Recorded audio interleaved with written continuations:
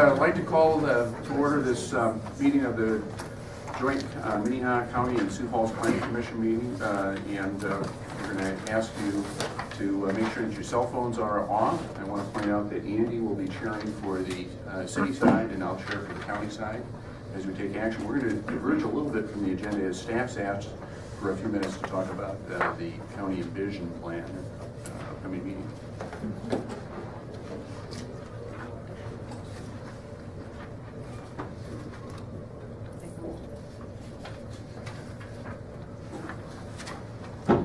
Good evening, David Heinold, Minnehaha County Planning Department. Just wanted to make a brief announcement about the Envision 2035 comprehensive planning process.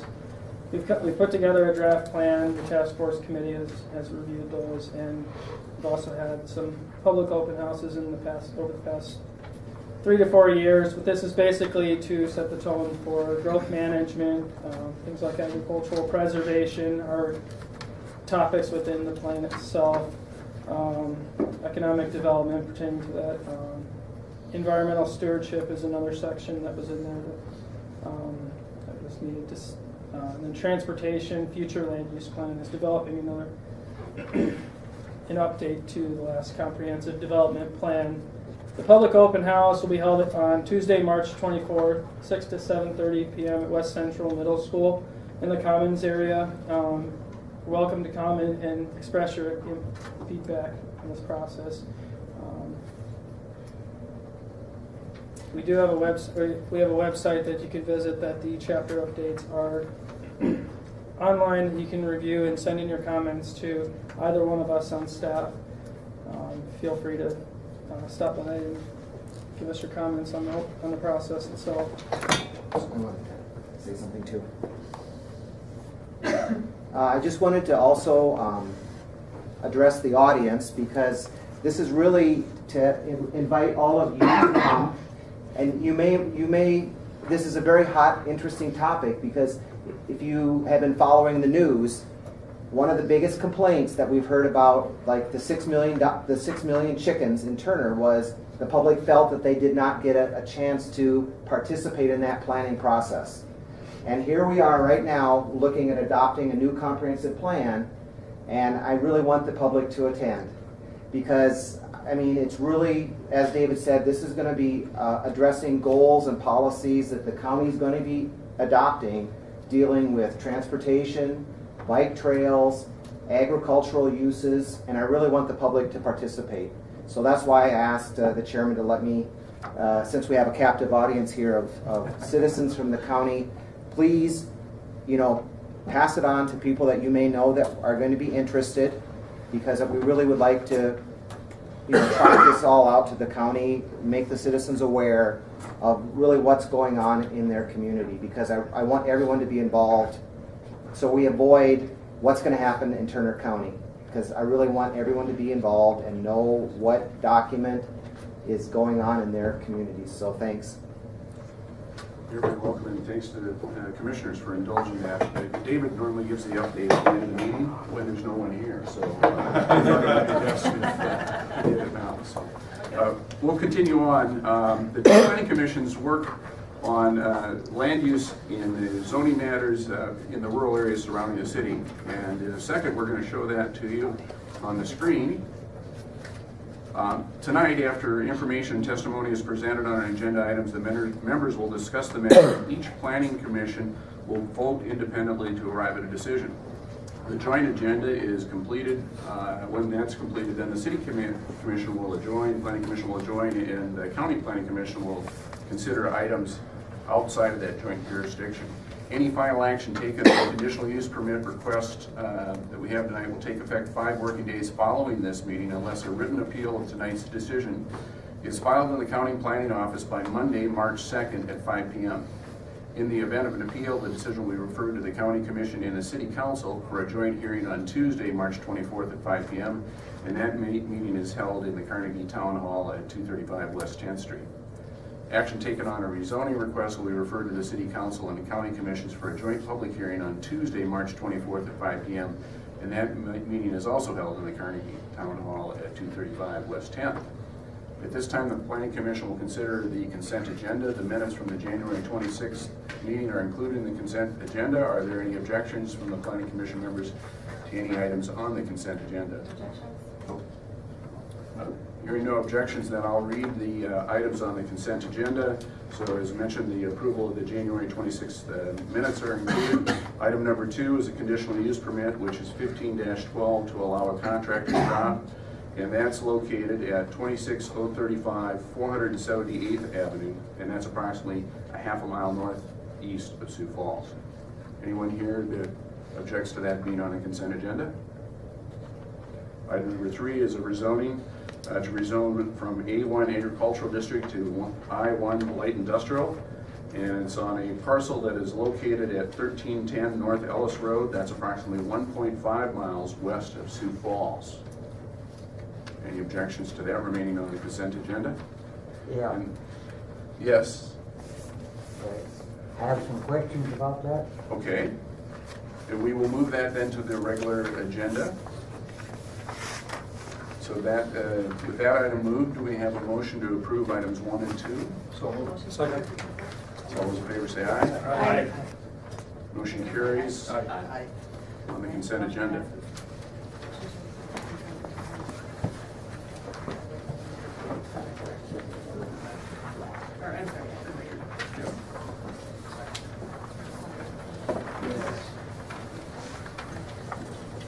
Okay, the motion passed both on the city and the county side. So then at this point we'll hear from David on item number 3, which is moved to the regular agenda.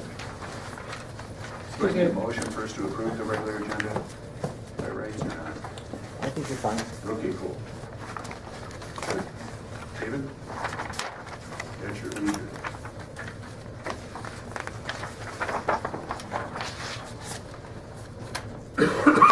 Good evening, David Heinold, Planning Department. Excuse me one second while I put up another map that shows the zone.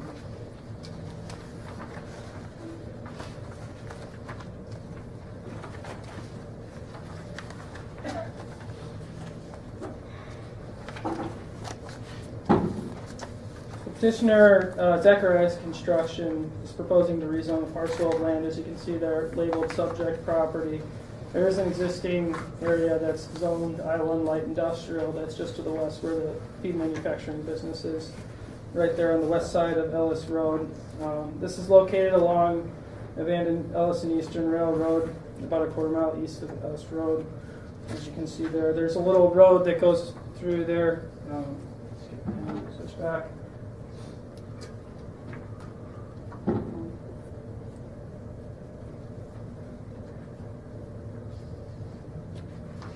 So here's the. It's not showing on the screen.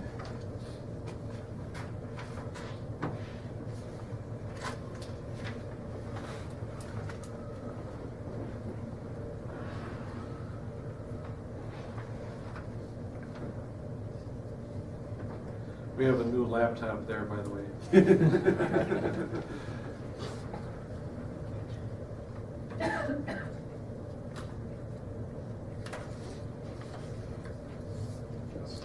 Skip forward and talk about this briefly. The subject property is located on the east edge of an existing rural service area, which is defined by the comprehensive plan with primary access to Ellis Road. As you can see right here.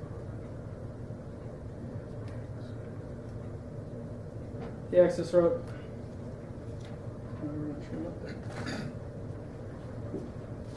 The access road basically goes along the diagonal there, just north of the abandoned railroad line. The nearest, most of the land around the site is zoned for A1 agricultural uses. This site is currently zoned that. And the one just to the northwest of it is also A1 agriculture, which is used for some dairy handling and warehousing in there. The nearest slightly established industrial complex is just west where the feed manufacturing business was, west of Ellis Road. Petitioners stated that the rezoning would allow them to demolish the old fertilizer plant to better suit their needs. Let's skip forward here. This is the current building that they have right now. They would like to construct a building that can better suit their needs. And this is just some of the other ones. The current warehouse building that they have. they've outgrown that. In 1998, as I've mentioned, Comprehensive Development Plan recognizes the unincorporated area of Ellis as an existing rural service area that was developed as a result of rail transportation access and convenience to major highways. The plan supports reasonable expansion of existing rural service areas to accommodate industrial uses where rail access may be available. On February 5th, 2015, staff conducted a site visit and determined that the proposed rezoning change is appropriate for the areas located upon, given the land uses around it. However, the zoning may not match up to it. But the area just to the northwest is being used in industrial warehousing type facilities. And then the general character of the area is industrial, as I mentioned before. So staff finds that the rezoning request to rezone from the A1 agricultural district to the I1 light industrial district conforms to the goals and policies of the 1998 Comprehensive Development Plan. The rezoning request is consistent with the type of land uses that have previously been used for industrial operations just to the northwest. Staff recommends approval of rezoning 15-03. If you have any questions, I'll entertain them. Questions for staff? Thank you, David. Is the petitioner here, and could you step forward, state your name and address, and tell us what you plan to do?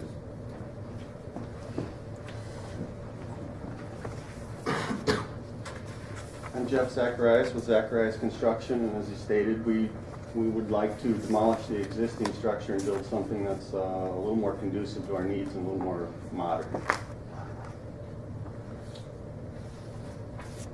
How big is this? Projected 80 by 90.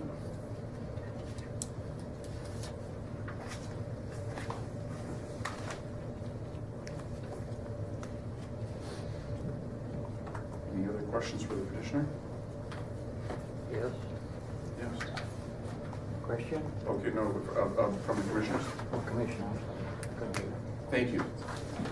Is there anyone else here in the audience that would like to speak to this matter for work on? This would be a time to come forward and ask your question, state your name and address.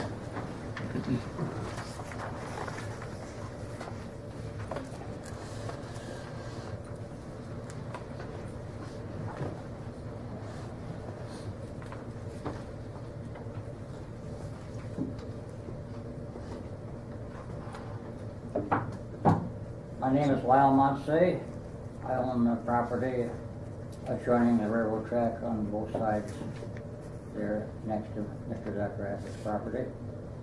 And I think that, as I understand it, the plan is to simply put a new building over there. There's not a new activity. It's the same activity for maintenance, equipment maintenance, and perhaps we need to check and see if there's anything else intended there. I don't think there's any light manufacturing or anything like that intended in there. So my question, first of all, is for Mr. Zacharias, what is the intended use of the property? And for the commission, or whoever will be proper, why is rezoning even being considered or even required, if it is required? I don't see any change in purpose so far from the discussions I've had. And so it seems to me a rather a moot question whether we need any rezoning or not. It's a question that I'm surprised got this far. I can answer the second half of the question, and that would be, in order to obtain a building permit to construct this building, the property has to be, the use in the property would have to be in compliance with what the building permit's being sought for. So in order for the applicant to request a building permit for a new commercial building, the property has to be zoned properly or correctly for that use. And what the applicant is doing is basically, I believe, storage, like you said, maybe some equipment storage, maintenance, repair, and that is a light industrial use according to our zoning ordinance, and that's why the applicant is asking to rezone his property at this time. I understand part of his business is to move earth. That is, he has large trucks that will move a lot of dirt. And this is certainly consistent with an ag use. It's as consistent with ag zoning as the fertilizer plant that was first there, and it's certainly not a change of purpose of what it's using it for. It's just a replacement of a building. And I don't see why a building permit is dependent upon changing the zoning. Well, the way the zoning ordinance is written, an agricultural fertilizer building or a seed facility, that would be a conditional use within the ag district, because that is an accessory to the ag use. It's dealing with an ag activity. But the storage of construction equipment isn't really an ag use. It's more of an industrial use. It occurs to me that if the equipment he has is used, for instance, for terracing on a farm field, or perhaps in assistance to tiling, that is indeed an ag use. It's a commercial use. It's an industrial commercial use. Seems as ag use as was the fertilizer operation that was there. But I do have one other question I would like to address to Mr. Zacharias, and that is, can we arrange to have a survey to establish a property line along the east side of his property? That's, except for the big question about the zoning, whether it's necessary or not, that's the gist of what I have to say. I may answer other questions if there are any. Right. Thank you. And any other questions for Lyle Sherman? Moxley. Thank you, sir. Before we ask the petitioner to come up and respond to those questions, is there anyone else in the audience who'd like to speak to this matter at this time? And would the applicant please come back up and perhaps you could shed some light on those questions?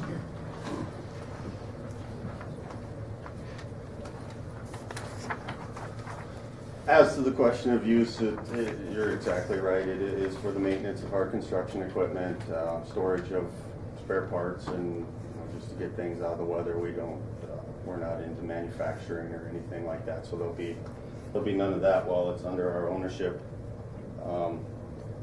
As far as the survey, I guess if Lyle, you want to get with us and we have that surveyed, I don't see what that has anything to do with what we're talking about here tonight.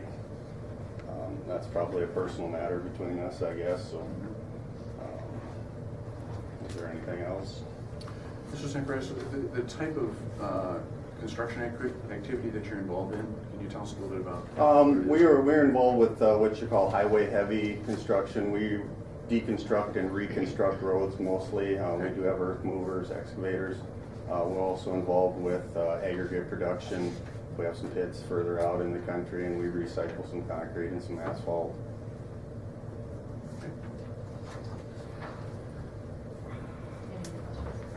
No question. So how long have you been operating at this site? I purchased the building in 2000, and we moved to it in 2002.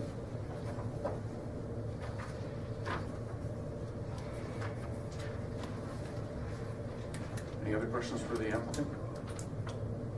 Thank you, sir. Staff, maybe you could do this easier than I, but for the benefit of the audience and the neighbor in particular.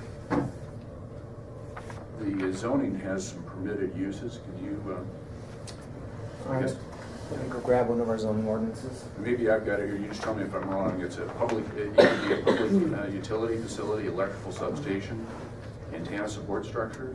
Does that sound right, David? As well as any permissive use except for personal services listed in the C commercial district. So there are some uses beyond what is the current activity that could be permitted with this rezoning. Is that correct? That's correct. And as the applicant indicated, I mean, I think this is sort of an attempt to bring the zoning into compliance with what the use has been historically. So, because it, like I said, when he wants to obtain a building permit, it would be impossible to expand that because it would be an ag use, and it's not it's zoned ag. However, what they're using it for is not an ag use, and so it's basically grandfathered in right now. So this will bring the zoning into compliance, which will allow them to basically better plan for their business and get a newer building, which is probably more useful for their activities. Just one last call for any testimony from the audience. Commissioners, what's your wishes? Move approval. Move to approve. Second. Got a motion and a second to approve. Any further discussion? Yes. All those in favor of the motion, say aye. Aye. Pose same sign. Motion carries on the county side. Motion passes on the city side. And I think that concludes our joint commission activity. Yes, sir. Second. See you in a week.